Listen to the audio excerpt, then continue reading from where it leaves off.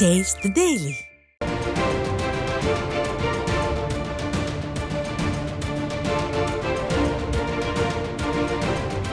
நேயர்களே, தற்பொழுது கிடைத்த அண்மை செய்தி. மகாத்மா காந்தியின் பிறந்த நாளில் அவர்தம் பெரும் புகழை போற்றி வணங்குவதாக முன்னாள் முதலமைச்சரும் அதிமுக பொதுச் செயலாளருமான எடப்பாடி கே பழனிசாமி தெரிவித்துள்ளார். அண்மை செய்தியாக பார்த்துக் கொண்டிருக்கிறோம்.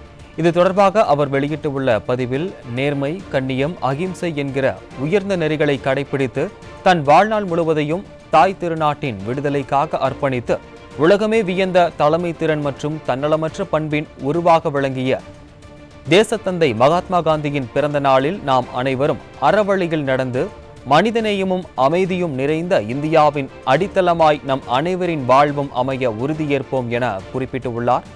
அண்மை செய்தியாக பார்த்துக் கொண்டிருக்கிறோம்.